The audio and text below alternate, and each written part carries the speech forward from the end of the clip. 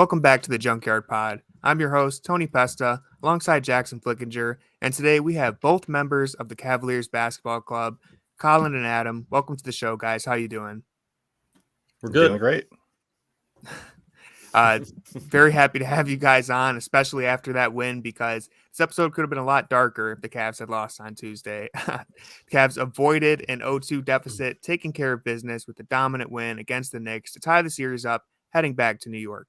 The Cavs did just what they have done all season long, playing crushing defense, limiting New York to just 90 points on 36% shooting from the floor, their second lowest scoring game of the season. I'll start by handing this one over to Colin. What stood out to you most about the Cavaliers' defense in Game 2? Well, I think that they did what they've always been doing, which is they really made sure that the opponent really understood and felt their presence on the defensive end. And I saw that, they were doing that in the first game as well. They were doing it with Brunson and Randall in the sense of, making sure that Okoro was staying on Brunson and shadowing him and whatnot. But I saw it throughout the entire game with even the bench players with the Knicks this time, where I kind of noted how they made Hartenstein feel uncomfortable, which I really love seeing. I was kind of frustrated in Game 1 because it seemed like Allen and Mobley were kind of okay with Hartenstein having space and letting him operate. And we know that he's a solid passer, and their bench in the first game really killed us. And in the second game, they really were bodying up on Hartenstein. And then he's not a bench player, but he's not like a sole contributor offensively for the Knicks. And that's Robinson, their center. They did a similar thing where even when Robinson was getting rebounds occasionally, Allen or Mobley or whoever was in the paint was, swiping on his hands, trying to get steals, because they understood that these are two guys who are not super comfortable having the ball in their hands. And so I really liked that they got the memo that they needed to make everyone feel uncomfortable, not just the star players on the Knicks. So those were some of the things that stood out from me. Yeah, the physicality was definitely very different in Game 2 compared to Game 1. I think the Cavs did a great job of really from the jump making their presence known, as you mentioned, putting a body on Robinson and Hartenstein, not allowing him to really be a hub offensively. Didn't even really let him get his floater shot that is kind of like his go-to thing. I felt like they just did a great job of taking away New York's primary options and making them dig deeper into the rotation. Adam, how did you feel about the Cavs defense? Have you been satisfied with how they have defended in this series so far? Well, absolutely. After Game 2, I feel a lot better. Yeah. I went to Game 1, so being there and seeing it firsthand, I was pretty dejected. The fact that we came out really slow, never really had the pace of the game, and defensively, we're the best team in the league, and yet we came out playing like maybe in the top 20. We just kind of let them dictate all of their spots, get to their locations whenever they wanted to. We were very concerned about, sorry, I'm just blanking on his name. We were very concerned about Julius Randle because obviously he was going to be coming back from injury, and he did have a great first half. I thought they did a great job adjusting in the first game. For the second game, basically everything they needed to do in the first game, they were able to do. They got their stops when they needed to. They actually got a run on offense for once, which was nice once they got that defensive stop in the second quarter. And that's when they went on their 34-17 second quarter. So overall, I think it was just nice to see them play their style of basketball, what they've been able to be successful on all year. And given the fact that there have been a team that has started slow out of the gate all year long, I'm not surprised that they started slow out of the gate for this series. It was just nice to see them, right the ship for Game 2. And hopefully they'll do this, similar things coming into Game 3. That's a great point that this team, for whatever reason, has had moments where they're just a little slow out the gate, but they definitely brought it in Game 2, especially against Julius Randle and Jalen Brunson. They've done a very good job on those two. Randle for the series is now shooting 15 of 40, which isn't great. 11 turnovers, just 5 assists for Randle. And Brunson even though he did have a very good game one, he is shooting 16 of 41 in this series. So they've done a great job on them. Jackson, how do you feel about the defense on Randall and Brunson? So I thought that the Cavs, like initially, I thought the Cavs had an okay defensive game in game one. They just let a bunch of offensive rebounds, but kind of diving in a little bit deeper kind of shows that the Cavs really just struggled when Brunson was on the floor. Brunson was in foul trouble in the first half of game one, so he wasn't really out there. And when Brunson wasn't out there, the Knicks posted an 82.1 offensive rating in those 19 minutes, which is very bad. But then they posted a 123.2 offensive rating in the 29 minutes he was out there, which is very good. And I was like, well, maybe they got more offensive rebounds when, for whatever reason, when Brunson was out there. But no, they actually got much more when Brunson wasn't out there. So that kind of really shows that, they were only really in that game because of Brunson being in foul trouble, and they were able to keep pace with how bad their offense was. But in game two, I thought they did a really good job of taking Brunson away. And it's really, it's really kind of surprising that they were able to do that without Isaac Okoro. Isaac Okoro is the best man defender on this team, the best perimeter defender, but their ability to trap Brunson and him being uncomfortable in those situations was really, really turned the whole game around. And I think even turned the whole series around, honestly, because what we saw is, you sometimes see guys like Donovan Mitchell, they've tried to trap Donovan Mitchell throughout this series. And when they do, Donovan's kind of like accepting of it and still trying to exploit it in some way. Whereas like Brunson was just trying to get rid of it as soon as he possibly could when he saw Allen coming up. And then that leaves the ball in Julius Randle's hand. That leaves the ball in, Quickly's hand, somebody else. And they just weren't ready to really, do anything with the ball. And that's what turned the series around. And I really liked what Adam was saying about like the physicality and stuff like that, because the Cavs were just swarming around in game two, because that's what you have to do whenever you trap, because you have to, you have to run around and try to make up for that. And that's where we saw like Darius Garland really, digging in on that end. You saw all the, Jetty, Danny Green, all the Karis LeVert just really doing a good job of just being active and seeming like there are more places than they actually are. And I feel like that's what really turned this around. And I don't know what the Knicks are going to do to kind of counter that. I don't know, they don't have a lot of other ball handlers that I feel really that I would feel comfortable with if I was, a Knicks fan with the, I don't feel comfortable with, Julius Randle. He's somebody who, Tony pointed out his 11 turnovers. He's not somebody who's really comfortable, playmaking. He's somebody who's really deliberate, I think, and he's kind of slow and just kind of tries to bully people. And that's not really what, you need when you're looking at like a 4-on-3 situation coming off of a trap. So I don't know what the Knicks are going to do. I think if I was to guess, I think they're going to try to put Julius Randle in those pick and rolls to kind of try to get him going towards the basket, and then maybe trying to set him up that way. But I really don't know what the Knicks counter is here. And that's kind of what I'm most interested in. Yeah, it was very much a team effort on Randall and Brunson to stop them in game two. I think, especially with the trapping of Brunson, the Cavs were basically like, we're going to get the ball out of your hands because we're fine with RJ Barrett, Quentin Grimes, Obi Toppin trying to make a play out of this. And as Jackson mentioned, Brunson was really just kind of accepting the trap and getting the ball out of his hands as soon as he could. It felt like New York wasn't expecting or fully prepared for the Cavs to be as aggressive on defense as they were.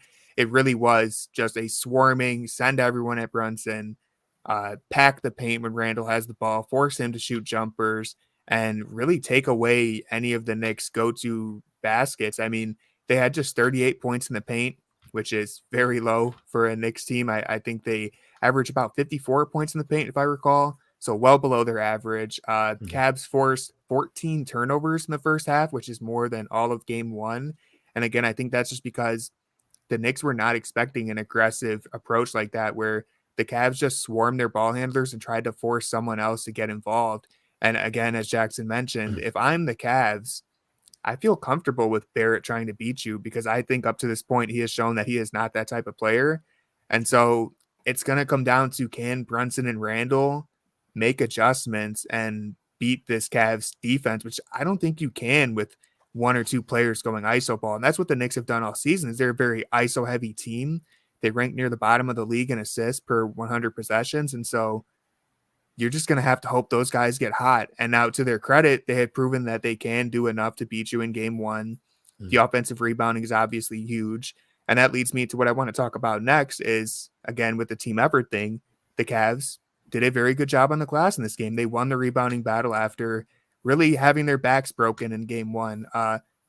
Adam, I'll flip this one over to you. How did you feel about the rebounding effort from the Cavs in game two as opposed to game one?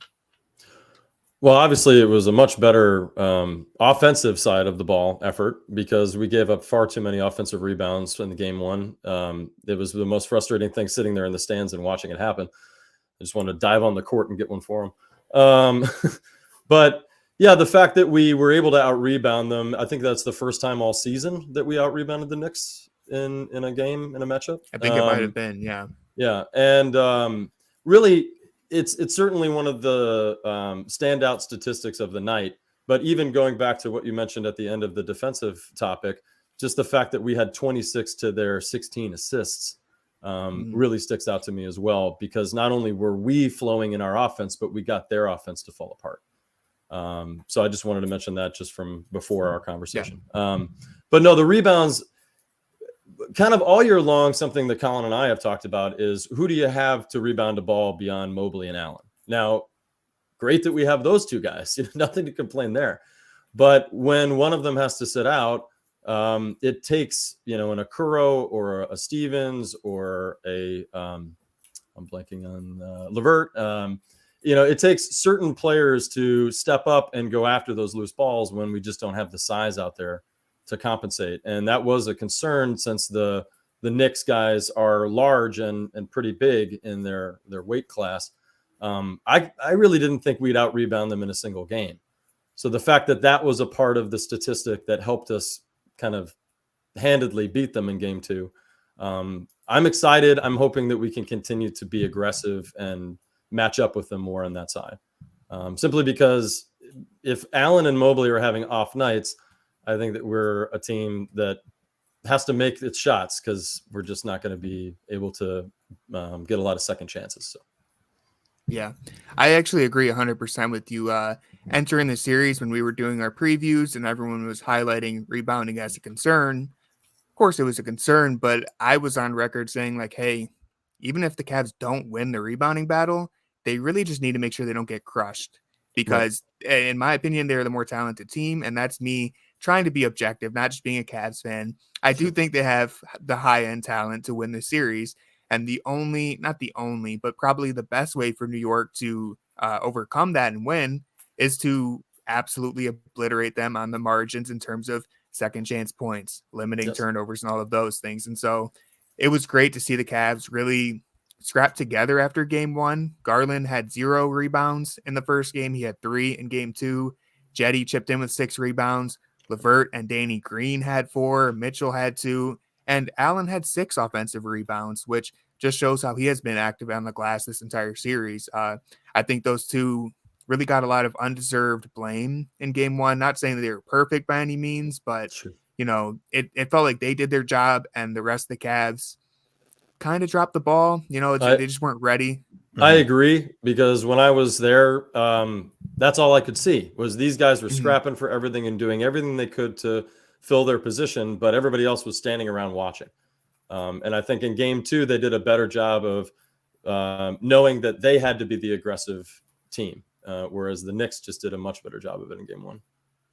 Definitely. There were so many plays underneath the rim where, Allen has it, Robinson has it, they're fighting for it, and then, Donovan Mitchell comes in and slaps it out, or Levert comes in and gets a hand on it. And it's like, that's what you need if you're going to win that battle. Colin, how did you feel about the Cavs' rebounding effort and really just their effort as a team? I feel like the physicality was just so much better. Even Darius Garland really getting active and physical in that game. Yeah, we mentioned in our previous episode around game one how it really was an effort thing that they lost the game one for other reasons, but in two they increased their effort level and they were able to get the win, and that was because of guys like LeVert, that was because of Jetty, and Jetty is he is a fan favorite because of his effort. He is one of those guys that kind of brings the and Anderson Varejao level of effort, where the Dellavedova effort, where he's going to get in there and do whatever he can to fight for the ball or to get a basket or to get a rebound. And that was the thing that was just so impressive, is clearly the coaching staff said, hey, we need you to do what you're closer to what you were saying there, Tony, with you can't let the offensive rebounding, you can't let the rebounding be that far apart. It needs to be closer to even, because that really is the Knicks' bread and butter. They're not the greatest shooting team, and that's what they rely on. It's why they traded and got Josh Hart, because Josh Hart is also a really good rebounder. They didn't get him for his shooting prowess. They got him because he can get the ball for when everybody else starts missing on the Knicks. And so it was just really good to see that, as you mentioned, everybody was kind of boxing out and scrapping. As far as Garland, Darius Garland is a guy that Adam and I have always loved. He was definitely a guy that was counted out defensively, and the fact that he had a game in the playoffs where he kind of put a defensive stamp on that game. Like, people aren't going to talk about it because of the amount of threes that he put up and his scoring output, but really his defense was what kind of turned the tide in that game. And he drew that charge in the first half that I think really helped kind of rally the crowd a little bit, and it showed the rest of the team, hey, Darius and everybody, this is what we need to do. We need to fight this hard, draw charges, get in people's faces. And I kind of loved that I was never really scared or worried when Darius was manning up on any of these Knicks players, because I think he can handle Brunson. Quickly is a really great talent, but I think Darius can do enough to stay in front of him to force him to, get into a trap or get rid of the ball. So that was a big surprise, was to see that Darius, not only was there that scoring output, but he was putting a defensive stamp on a game in the playoffs. I really like that you brought up Darius in that way, because I think it's really interesting that, like, I feel like trapping the Knicks like they were whenever you trap, everyone else has to be super involved and rotating and, super aware. And I feel like Darius was, and that kind of helped him stay aggressive on both ends. It felt like he was just kind of playing with his hair on fire, as opposed to kind of just like sitting back and trying to, a lot of what Darius does is because, like, teams, try to hunt him, try to get a mismatch on him. So it seems like he spends a lot of time on the defensive end trying to just avoid that switch, as opposed to just being aggressive and like playing offense on defense, if that makes sense. And I feel like that's kind of what we got. And that kind of mindset that Darius had, I feel like just translated over to everything the Cavs were doing on the defensive end. And that translated over to rebounds. Everyone was just like super active. And that's kind of what you need to do when you have a team that's going to be going, sending all five guys to get rebounds. And it also helps that the offense wasn't a complete grind, because I feel like sometimes when the offense is a complete grind, your mindset is like, I don't really want to do the extra effort to go in and get this rebound after 40 minutes. And that's, not, that's how you get into the situation the Cavs were in game one. So I just think it was just like a complete buy-in. It kind of started with Darius. Yeah. And when you play that, sorry, Tony, when you play that level of defense, you make the other team so dejected that it makes it a little easier to go to the other side of the ball and stop them. because they're not feeling themselves. They don't think that they can do it. You've been shutting them down the entire game. Mm-hmm. And I wanted to mention one other thing, just to, we like to give props to JB as often as we can. One of the things that I've loved about the Cavs since he took over is their defensive effort in general. We've been one of the best defensive teams in the league, whether we're a good team or not. And the fact that after the game, I saw a quick little video shot into the locker room and he was addressing the team. And that was the first thing he said, tonight you played defense. That's the right way to do it, you know? And the fact that even though this is an offensive heavy league and everybody loves that side of the game, the fact that the Cavs know which side of the bread they need to butter, right? That if they can just lock down defensively, they've got a real shot at this. And I got to give all the credit in the world to JB and his staff for making that priority one from the moment he got there.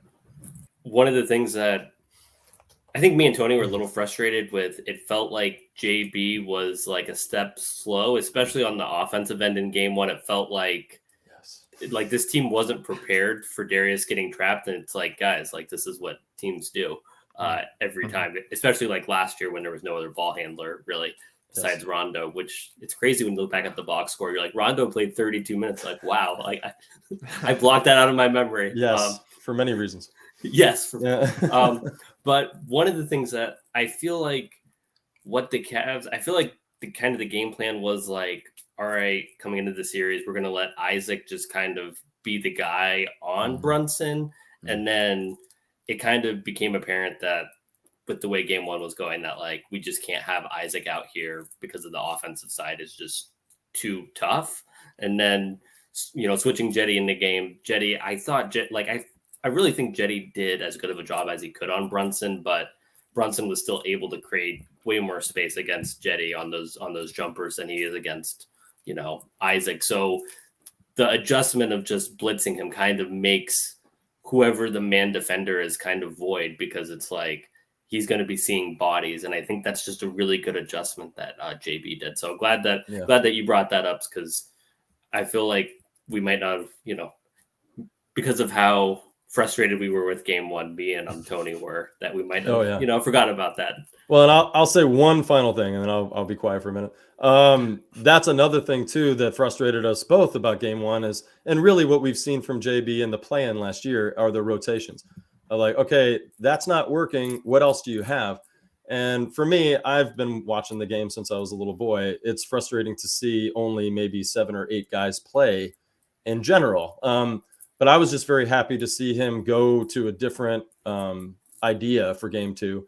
And the fact that Jetty got out there, Danny Green got out there, that was very exciting. The fact that we were seeing those players out, not at the end of the game, but at the beginning of the game contributing. So it's also just so wild that Danny Green played with all the 5 starters. The most minutes he played with anybody was 17 minutes all season. And he's been on the team since February. And Jetty played 44 minutes this whole season with the core 4 and played 12 in game 1. So it's just like, that's where I'm just like, JB, like we got to expand the rotations for some of these games. And but Danny Green's played 160 games in the playoffs in his career. So I was just happy to see him actually bring a veteran out on the court that can help them kind of discern what they're looking at. So many people on our team have never been here before. So it was nice to have him out there since, you know, Kevin Love left. Right. Yeah, don't get us started on Kevin Love. We'll be here all day. Yeah. But me and Jackson, I think, shared a lot of the same concerns when it comes to JB. We have always given him his flowers in terms of definitely his defense and just the identity he's helped create for this team. His offense at times can be a little, you know, it's kind of hard to judge, too difficult, because we don't know exactly what's going on in terms of what JB is telling them to do. Sometimes Donovan Mitchell goes hero mode, and sometimes I love it. And most of the time I love it. But the one thing that me and Jackson have always had concerns about is just kind of his rotations. And I think he has been very quick to yank people off the floor in the playoffs, and I've loved it. Even when it's someone like Isaac Okoro, who I have hoped and prayed that he would have his little debut in the playoffs, and it has not gone as planned. But he gets into foul trouble early in game 2. JB pulls him, puts Jetty in. And even when Jetty is, you know, kind of getting burned by Brunson. I mean, I didn't want him to guard Brunson again, despite the fact that he did such a good job in game 1. I was like, let's not play with fire here. I was a little frustrated at Yeah. the start of game 2 when Brunson seemed like he was cooking him.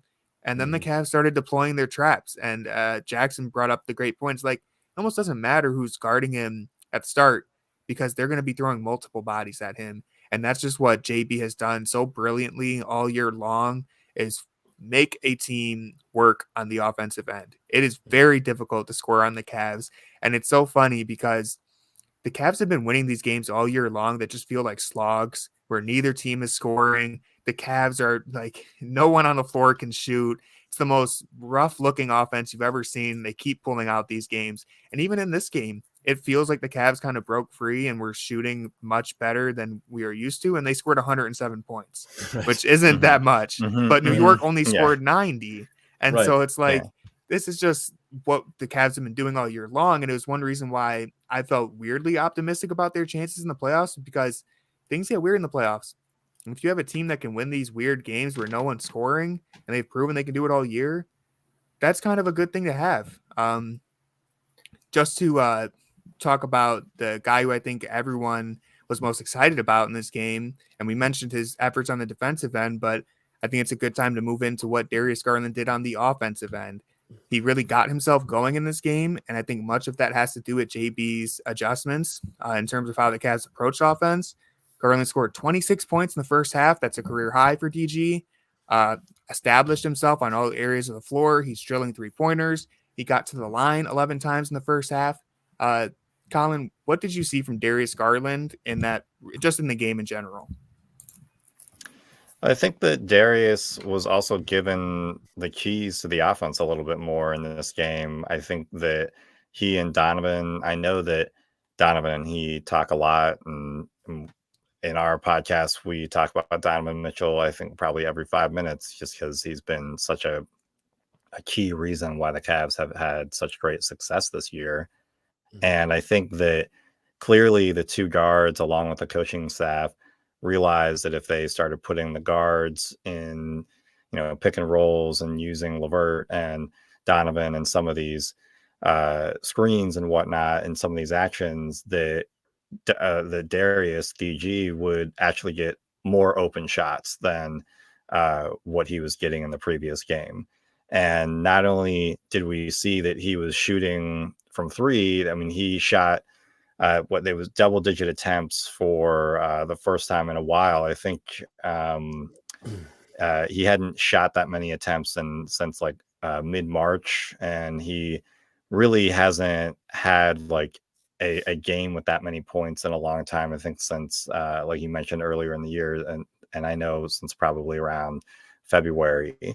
And so Darius really offensively was just comfortable then. You could tell that the coaching staff they did a good job of saying, we got to figure out how to make him comfortable, because then once you get Darius comfortable, then he becomes a little more assertive.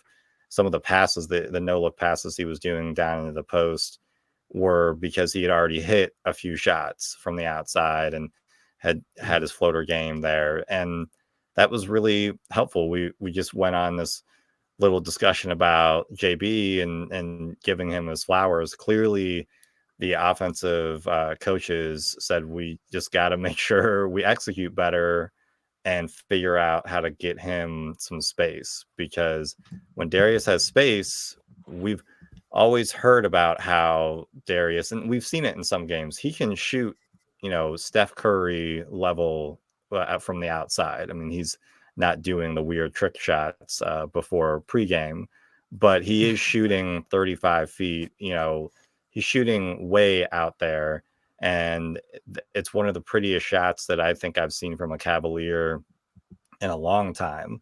And when it's on, you don't even need to look at whether or not it'll go in. So I think that they just realized that this team needs to have Darius be the second best player on the floor to win this series. It's got to be Donovan, then Darius, and then, maybe you throw in one of the Knicks players and then Mobley. But they really need to establish Darius, and that's what you saw.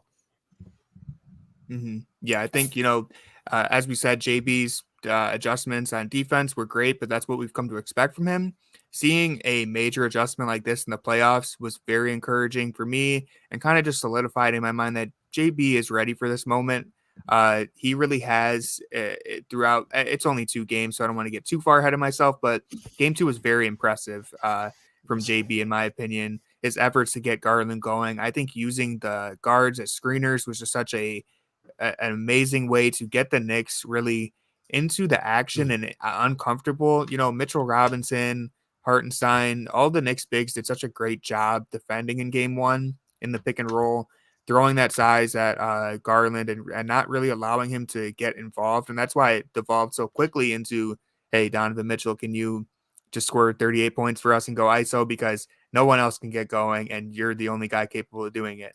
Game 2, the Cavs took a way different approach and got the Knicks guards involved, who I really don't think any of them can check Darius Garland. I mean, Josh Hart's a good defender, but we saw pretty quickly how much more comfortable Garland looked in game 2. And one of the biggest takeaways is the fact that he had 7 assists in this game compared to just 1 in game 1, which really shows to me that he was more comfortable, more in rhythm and in the flow of things. Jackson, I know that you wrote about how the Cavs needed to adjust the way they were screening. What did you see from really the 3-guard lineup with LeVert and Mitchell and Garland all screening for each other and getting involved?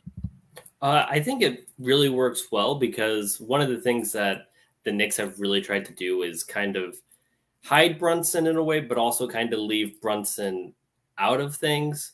And when you're screening like that, first you're getting Brunson involved because, you know, because Brunson's playing the worst offensive player of the 3 guards. So, like, if you have Mitchell and Garland out there, he's going to be guarding LeVert, Osman, whoever. So getting him involved is one thing, because one of the things that you really notice when I was looking at this today, just looking at the numbers, and the Knicks defense has been a lot worse with Brunson on the floor, and that's, you know, to be expected. But I think it just kind of shows that, like, the Cavs have really tried to go out of their way to make him work on that end. And, you know, what I saw from Darius is Darius was really, teams are really going to make Darius beat them, because when the alternative is Donovan Mitchell, who is somebody who we know can score 50 plus in any game that he plays in, you know, the bigs, they're, you know, they can finish on anybody, especially if you let Darius kind of rolling downhill. So really what you're going to do is let's try to trap Darius. Let's try to make him somebody who's not able to get inside the lane and get the bigs involved, and kind of just try to take him out of his game. So kind of putting the ball in Donovan Mitchell's hand just a little bit more, putting the other guard in screens, things like that, having Darius shoot the ball, because like game 1, he only shot 4 times from deep, and it's not that, like, he wasn't really assertive, but those looks were there. He could have easily shot 6 or 7 times from deep, but really, really didn't. So just kind of him being aggressive on both ends. I feel like I'm just kind of talking in circles, but, you know, he was just aggressive. And I feel like that's all that it kind of comes down to, is the best version of Darius Garland is the most aggressive version. And we were saying that his rookie year, when, you know, he would kind of stand back and let Colin do Colin things. And it's like, we need you to be aggressive, because a lot of people, you know, they pass to set up their shot, but really Darius shoots to set up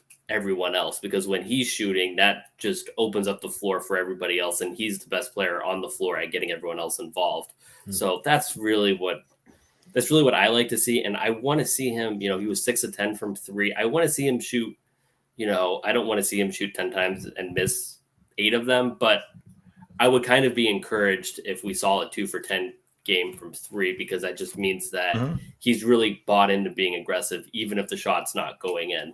So that's, you know, that's the next step. And hopefully we don't see that this playoffs, but, you know, at some point, that's kind of a barometer to look at. Mm-hmm. Of course. Man, we've had a Colin Sexton mention and a Kevin Love mention in the same pod. This is one for the ages. But no, I agree with everything you said about Garland. just coming out and shooting, man. I mean, I would go as far as to say that an aggressive Garland is the best version of the Cavs when Garland is kind of setting people up and running the show. And, one of the most interesting things about using the guards to screen for each other is that one of the issues they ran into is when Garland's trapped or Mitchell is doubled. If you're dumping the ball to Mobley or Allen off of that play, Mobley, he's improved as an offensive creator, but they're not really shot creators. The Knicks, the same way that the Cavs are okay with RJ Barrett or Toppin trying to make a play out of the trap, the Knicks were okay with Allen or Mobley trying to do that. And the decision making was a little slow. It just wasn't really there. When you flip that and you have LeVert attacking off the catch or Mitchell attacking off the catch, it's just an entirely different beast. And I think it's one reason why Mitchell, he had an amazing game 1. Game 2 was just as incredible, except he only had 17 points and he only attempted 11 field goals. But he had 13 assists, which really stands out to me, and just how he understood that if the Cavs want to win and get back into the series, it's way more valuable to them if they can get Garland going, they can get LeVert going. And I think he really took that on as his responsibility to look for them and get them into the flow of the offense in this one.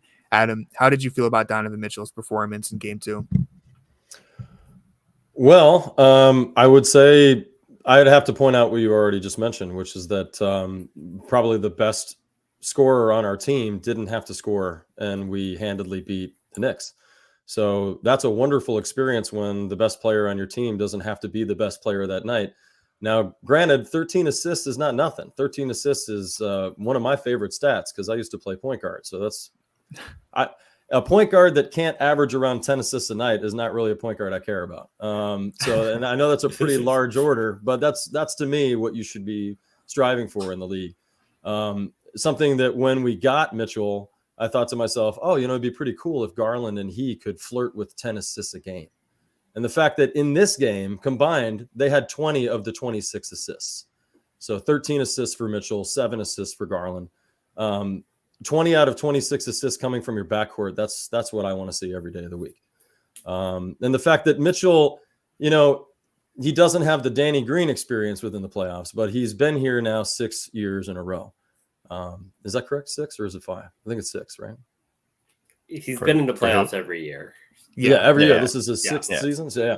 So the guy is born to be a leader, taking teams to the playoffs. And all I've seen since he joined this team is that he brings that to the table. That and in some ways, I think even in game 1, we were seeing in a flashback of what we saw for many years in the first round of the LeBron era, which is that everybody kind of stood around and watched. And Garland did a lot of that in game 1, I felt, was kind of watching Mitchell play. And what I loved about what Mitchell did in game 2 was what he did before the game, was that he pulled Garland aside. They sat and looked at tape, and he said, hey, we are the duo on this team. I need you. You have to have a big night just like me. And that's what he made sure of. He went out in game 2 and he gave the confidence to Garland to go out and play the kind of game that we were looking for in game 1 from him. So, and just to mention something about Garland from the previous conversation, I will wholeheartedly agree that he should be one of those players that you see him come out in the first 3 quarters and just press down on the gas as hard as he can. Partially because as a player, I wonder if he has enough legs to make it all the way until the final into the 4th quarter. A lot of the time he seems gassed. So I don't think of him as a Mr. 4th quarter in the making.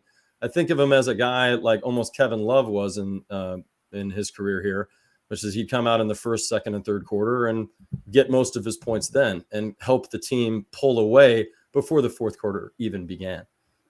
So that was something that I just thought Mitchell and he both did really well to actually bring to fruition for game 2.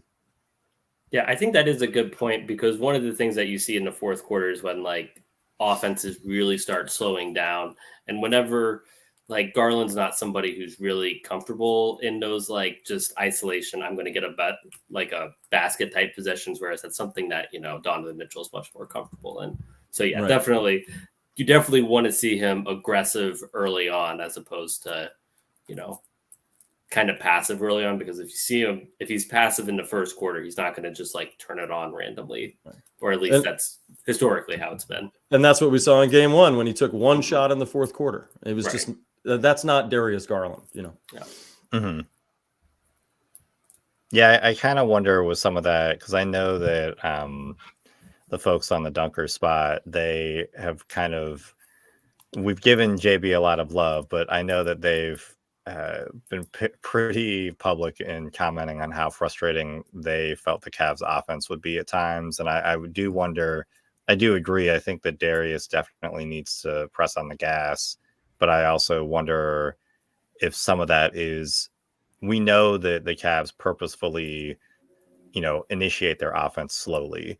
And that hopefully, I think that will work out for them in the playoffs, because they, just the way the pace in the playoffs usually works out is a slower pace.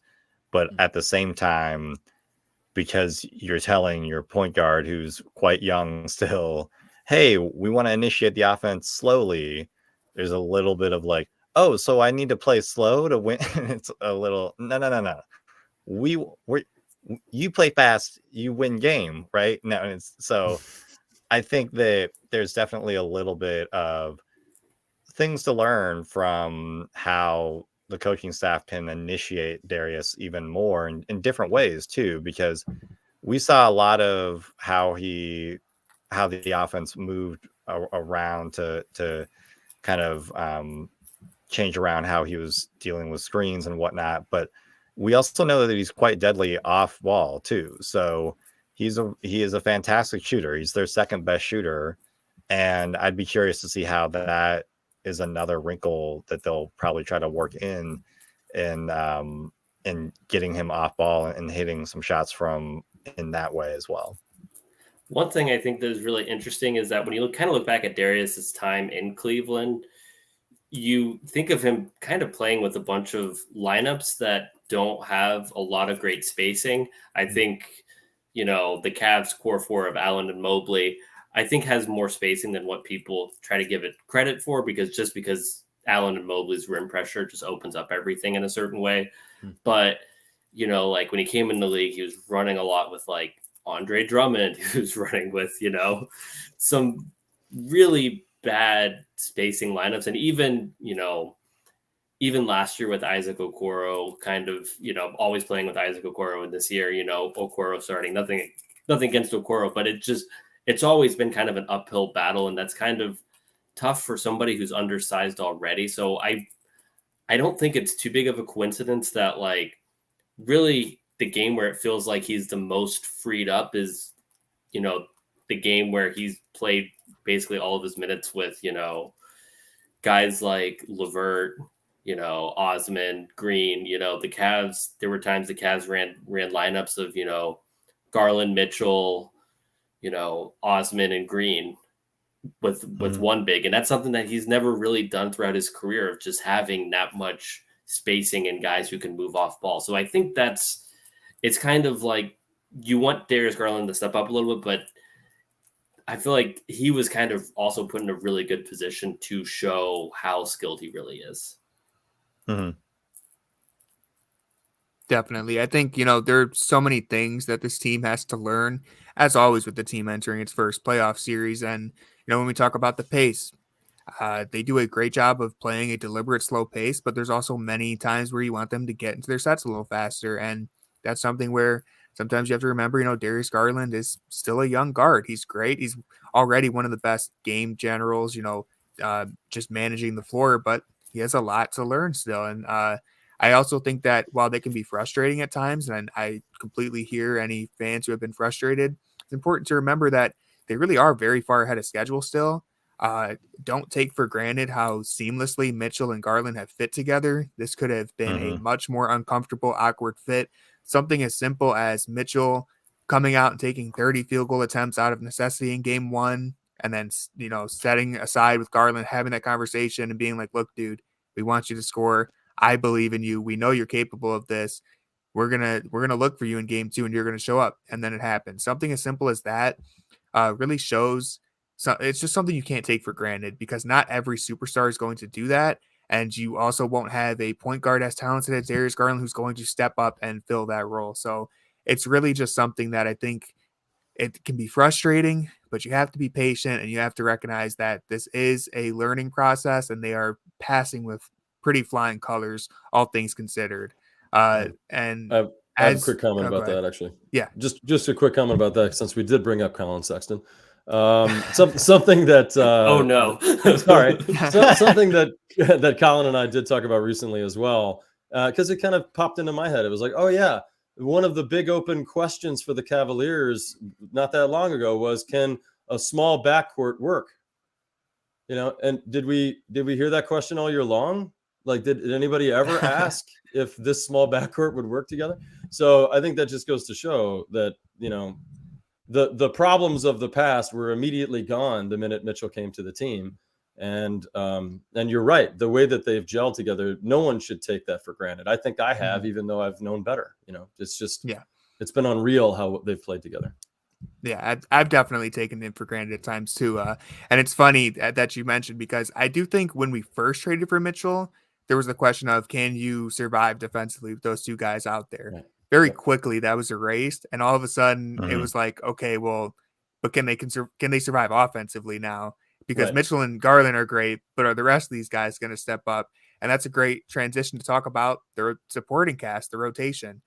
The Knicks kind of obliterated the Cavs bench in game 1. In game 2, it was very different. The supporting cast stepped up in all the right ways. LeVert had a huge game off the bench, 24 points, almost outscoring the Knicks bench all on his own. I'm not sure how Colin and Adam feel about LeVert. Me and Jackson have talked about LeVert for hours and hours. My view of this is that, hey, game 1, you're going to have that's a Caris LeVert game. Game 2, that's also a Caris LeVert game. Like, you're just going to get these random versions of him, and you don't know which one it's going to be on any given night. If you're lucky, he'll just be kind of middle of the road and kind of just be out there, but you're probably going to get one of the extremes. And, hey, you have a game where Mitchell only takes 11 field goals and then LeVert gives you 24 off the bench and you win by double digits. Like, that has me feeling good. But I want to pass this off to Adam or Colin, whoever wants to tackle it. How did you feel about Caris LeVert's performance? I mean, Tony, that is just like a perfect, example of the Caris LeVert. Just following him, he is that type of player. He is so up and down. Next game, you're right. He could play 6 minutes. Game 3, he could play 6 minutes, and everybody's clamoring about, wait, where'd LeVert go? But what I saw at a game 2 really was more of what we had talked about at the top of the episode, which is that he was putting effort in other ways. He was boxing out, he was chasing down balls, he was really, he was getting rebounds, stuff like that. And you didn't see that in game 1. He wasn't, he also wasn't hijacking the offense, which I thought was great. I think that he did that. That's probably why he got pulled in game 1, is there were a few possessions where I'm sure the coaching staff was like, we're only down by 4. What are you doing? And they basically in game 2, they clearly let him have gave him a better matchup too, because those possessions late in the game where he was going against Brunson, I thought were great, because it's what we've all kind of talked about, and really what Jackson highlighted, which is that Brunson's not a plus defender. He's not a guy that's going to lock anyone down. And I think that you could kind of, you're watching it on TV, or I am, but you can just tell from like LeVert's his body language when he's really in a game.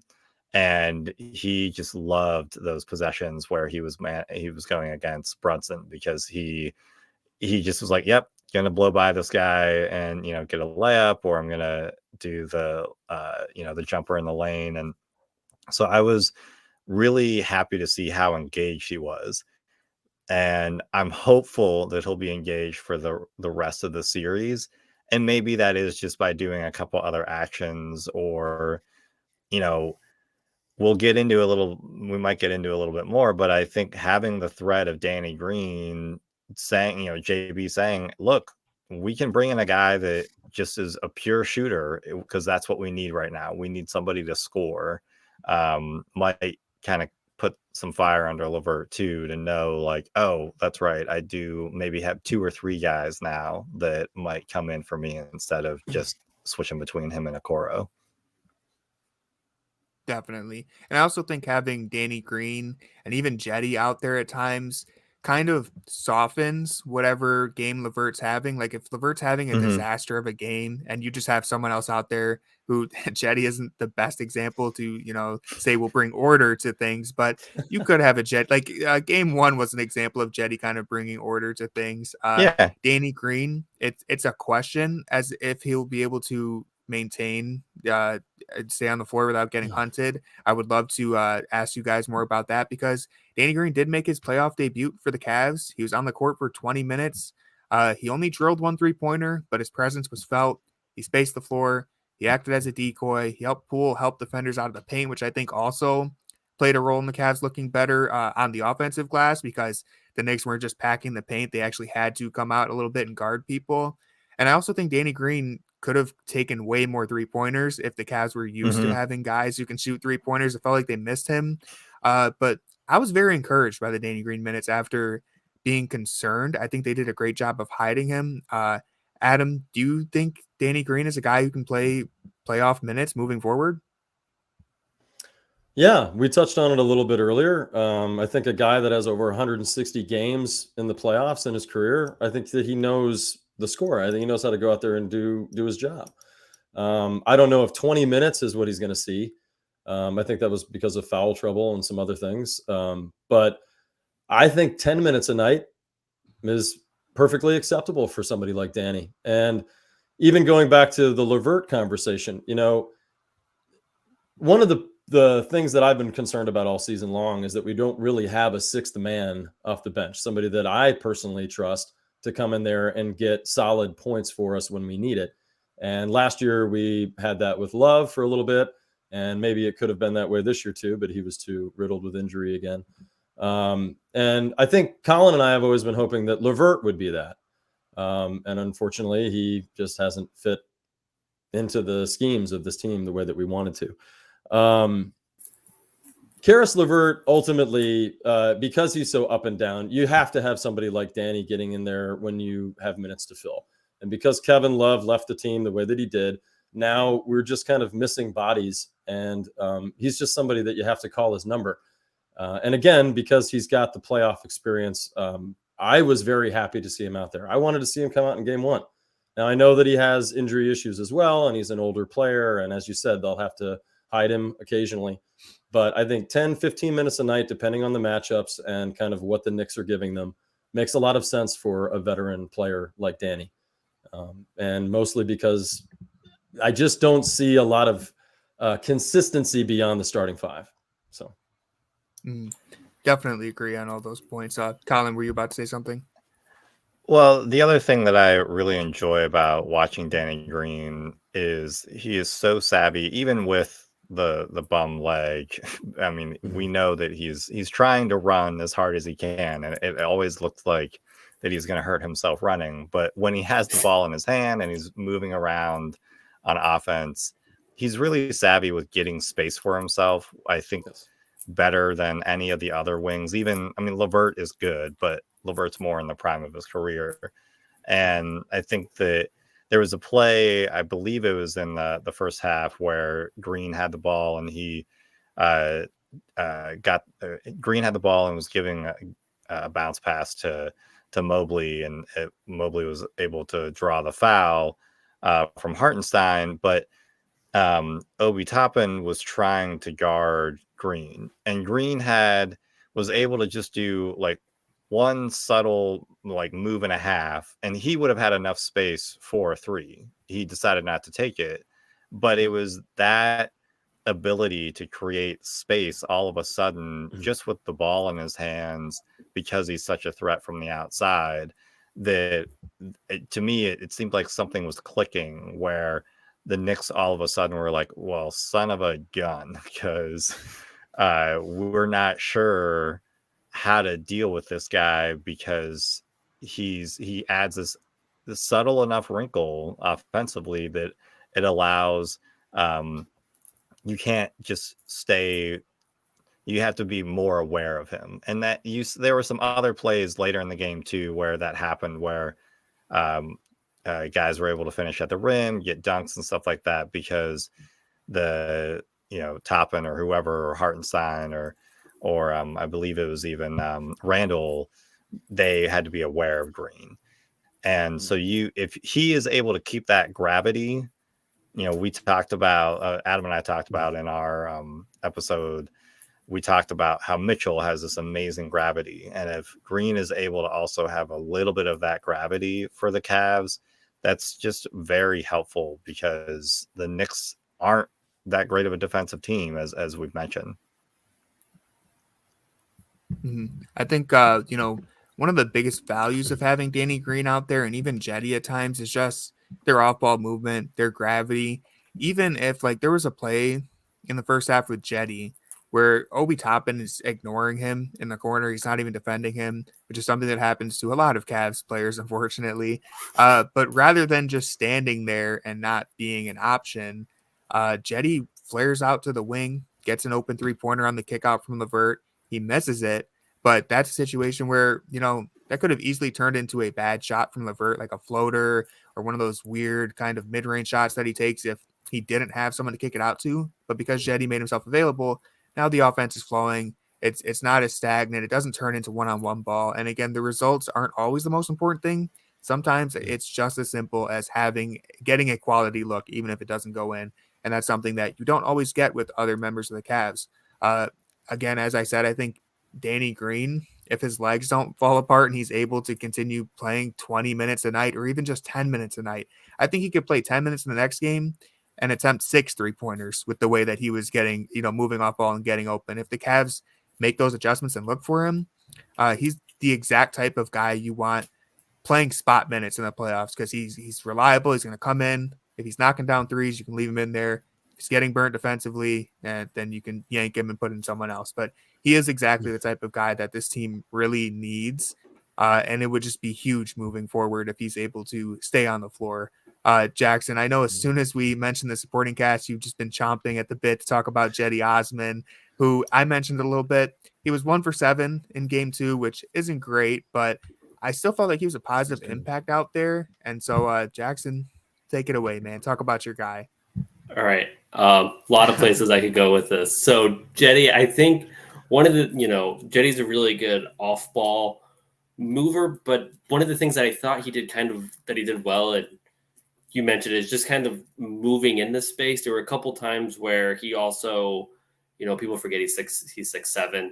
He set a screen for Mitchell, flares out, gets the ball. Brunson's closing out hard, and he's able to just go inside and finish over Brunson. So like things like that, I think kind of get ignored a little bit when we're talking about Jetty. Jetty is somebody who is good, maybe not good, but he's better than some of the alternatives at, dribbling and getting other guys involved. But one of the things that I kind of wanted to mention going in the next game is I think these role players are going to be really important. If you were the Knicks, I think what you're going to want to do is try to make somebody besides Donovan Mitchell beat you in this game. And if that's the case, you're going to need a good game from guys like Danny Green, Jetty Osman, if he's able to go. So I think that's a situation where we could see those, 6 threes from Danny Green in a game. So I'm really interested to see how that will happen. And I think it's important to bring up him on the defensive end. I thought he did good on the defensive end. And I think one of the reasons why he did good is, again, because they were blitzing basically. So Danny Green he did a really good job of being in good position. And that's, what you have to do if you're not involved in the trap. I kind of wonder if the Knicks are just going to go a little more ISO heavy in the next game. And if that does happen, can they pick on Green? So we'll see. We should get a good idea pretty soon how Danny Green's going to be doing in that game, just kind of based on how the Knicks are playing. And lastly, I did want to say some things about Karis. As the number one Karis LeVert skeptic on this podcast, I do want to give him some credit. The resurgence is real. You said it. There you go. Yeah, I don't even know who came up with that term. Do you have any idea, Tony? No, you don't. That's fine. No, I'm not sure. What I think Karras brought is he kind of brought a different dimension than Jetty. We saw in game one, Jetty, setting the screens, moving off ball. When you have Karis LeVert in that role, he's somebody who is actually a really good passer, and he's somebody who can beat a 4-on-3 with his shot, with getting inside, and with getting the bigs involved. And that's something that, Jetty or whoever else, or even Danny Green, they're not able to do as effectively. I think one of the reasons why he was so bad in game one is Karras gets into, if you put him in a position that allows him to kind of give into his bad habits, he's always going to. And when you're running out there with, he had some lineups where he was out there with Dean Wade and Ricky Rubio, and those lineups weren't generating any spacing. The defense wasn't moving. So Karis LeVert took like a step back three, took a couple contested mid-range shots, and that's kind of what happens when you have Karis LeVert out there and the defense isn't moving. We saw when he's out there with more spacing, he's out there with guys that the defense is moving to, adjusting to. He was able to kind of play to his, kind of stay within himself. And Karis LeVert, when he stays within himself, that's the guy who can score, 20 points, who can have 4 or 5 assists. And that's really what we saw. So I don't know if, again, the 1-for-8 game is always lurking behind the corner. But I think one of the reasons that he was so good at the end of the regular season was he was playing within himself and in a defined role that forced him to take more threes, that forced him to play off ball, that forced him to make really quick decisions as opposed to just being a ball stopper. So if the Cavs continue to use him in that way, if the Knicks continue to, try to trap, there's a world where you see a more consistent Karis LeVert. So, and that's what the Cavs need going into game 3. They're going to need those guys to step up. So Karis LeVert is, I think we've thrown around Karis LeVert's the X Factor like 500 times. If you Google Karis LeVert X Factor, there's like 33 articles that come up. But he really is the X Factor for these games in Madison Square Garden. Great points all around. The Karis resurgence has never been more real. I do have one thing about Danny Green I want to say, and then we'll wrap it up with a very quick rapid fire question here. I do think to a degree the Knicks were maybe surprised that Danny Green got on the floor just because it didn't seem like they did a good job targeting him. Maybe they were expecting him and it was just bad execution, but moving forward in this series, I would expect him to be targeted more. I would expect them to try and go at him. And so I'm very interested to see how he holds up. One thing that I wanted to mention earlier is that they actually put him on Randall for, various points in the game, and they let him kind of play. He grabbed 4 rebounds. He was in the paint more often. Yep. And when you have a veteran like Danny Green, as we've said a couple times, I mean, he just knows how to play ball. He knows where to be on the defensive end. And if you have good defenders around him, and if you're defending as a unit, maybe it won't really matter if the Knicks target him. Maybe the Cavs will be able to overcome it.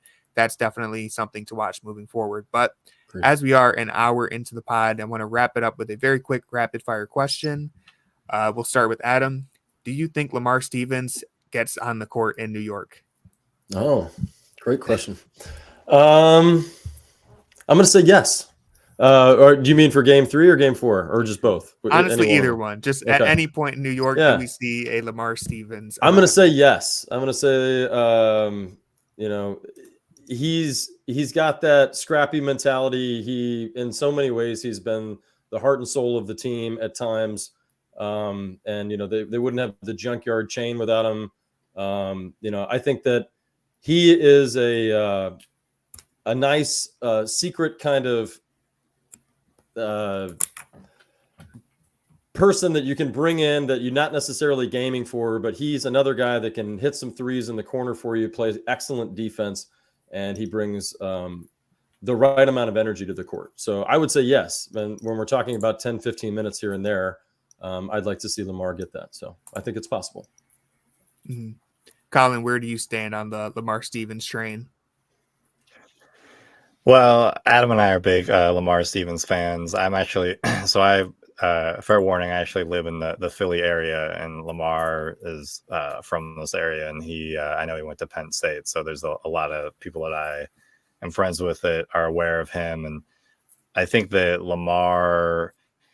So we've been Lamar stands for a while. I think that he could get in if there's an issue with physicality again. We saw that game one was more physical, and the Cavs were having some issues, kind of dealing with that physicality. And I could see Lamar coming in to really kind of put that presence back in. I've always felt that one thing I really loved about them getting with Donovan Mitchell is that Donovan Mitchell is another guy that you don't mess with on the floor.